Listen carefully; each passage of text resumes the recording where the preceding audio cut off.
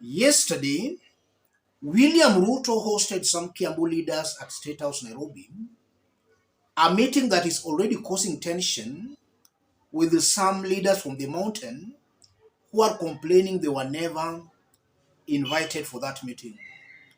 After the meeting, William Ruto, taking to his social media accounts, shared out this post. William Samoei Ruto, I have had a fruitful engagement with political leaders from Kiambu at State House, Nairobi, focusing on the status and implementation of government projects in the county. I am glad that the leaders have aligned their programs to our bottom-up economic transformation agenda. And then William Ruto shared out those photos there. And from those photos, I'm not seeing Rigathi Gachagua. You know, Rigathi Gachagua has been saying he's the region's political kingpin. So his presence was expected at that meeting. And Rigathi Gachagua also chairs IBEC, a council that brings together relevant government officials with those of county officials to discuss development. The mere fact that he is the chair of that council, if at all it was development being discussed, then I feel Rigathi ought to be present in that meeting. I'm also not seeing Kiambu Governor Wamatangi. If at all it was development being discussed, then the governor of Kiambu ought to be present. Wamatangi is not there. I'm also not seeing Githunguri Member of Parliament Wamuchomba. She's not present in this meeting. And I'm also not seeing the presence of Kimani Ichung'wah, though that one I'm going to explain as to why he deliberately missed that event.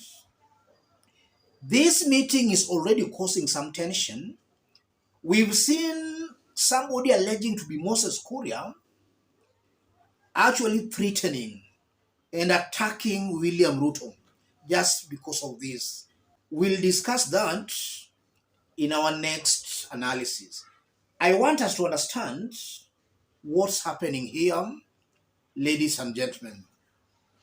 If you are watching us but you are not yet subscribed, subscribe, give the video a like. Let's proceed. What's the main objective of this meeting? And why is Wamatangi, Wamuchomba, Rigathi, Kimani Ichung'wah, and Moses Kuria missing? Let me start with Kimani Ichung'wah. Why is Kimani Ichung'wah missing? Just this week, it was exposed that almost over 90% of the roads funds allocated for Kiambu County. Kiambu County has 12 constituencies, and there are always these road funds being allocated for these 12 constituencies. Out of the total allocations, Kimani Ichung'wah's constituency, Kikuyu constituency, got over 90% of the funds allocations. About 8 constituencies missed completely. And then about 3 constituencies again shared the remaining 10%. So one constituency consumed 90% of the total funds allocated.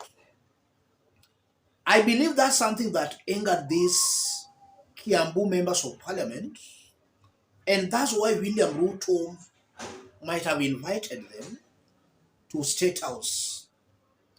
Upon them being invited to State House, William Ruto clearly advised Kimani Ichung'wah not to attend that meeting because already Kimani Ichung'wah was being seen by these other leaders as the cause of their problems, as to why they are missing on road funds allocations.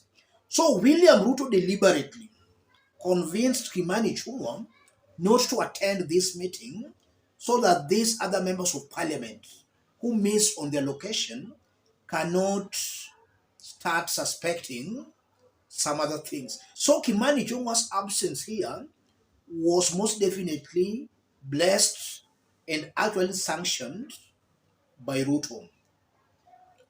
Why is Wamatangi missing? Wamatangi, the Kiambu governor, is being seen as an independent thinker. You cannot just box Wamatangi into your political plans that easily. So I strongly believe that that's why he is missing in this meeting. All these leaders who have attended this meeting, these members of parliament, and even the Kiambu senator, these are leaders that can easily be tuned and panel beaten by William Ruto for them to start singing a tune. Wamatang is not that easy to compromise. That's something that I've realized for the time he has been the Kiambu governor. Why is Rigathi Gachagua missing? Rigathi is missing most definitely because he was not invited. If he was invited, I don't think Rigathi could have missed this wonderful opportunity where he could have started just stamping on how is the region's political supremo. So here definitely he was not invited. And Ruto never invited him because he wants to divide the mountain. He wants to give these members of parliament direct access to him, not necessarily through Rigathi Gachagua. And that's meant for William Ruto to cement his hold onto the mountain vote without Rigathi Gachagua. Why is Moses Kuria missing? Moses Kuria was not invited. And I believe he was not invited because he's also coming out as a leader who cannot easily be trusted by William Ruto. You know, you just never know what Moses Kuria can do. Then maybe after meeting him or after having some discussions with him.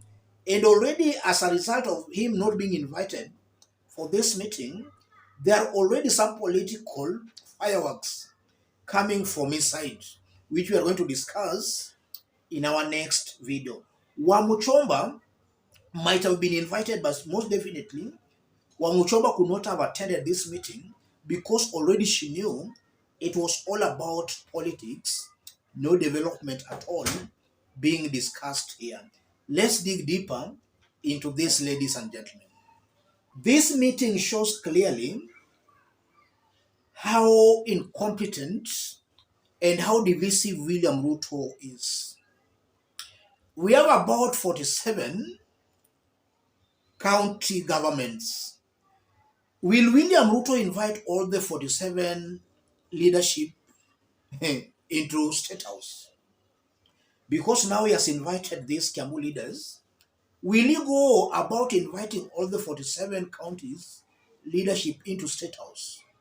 I believe this is a very divisive style of rule, and this should not be encouraged. William Ruto is coming out to me as very incompetent and very divisive. If it's about development, we already have IBEC, Intergovernmental Budgetary Economic Council. That's the body, or rather the council, that brings together all the relevant national government officials together with the county government officials. And that's the forum where development should be discussed, if any. It's being chaired by Rigathi Gachagua.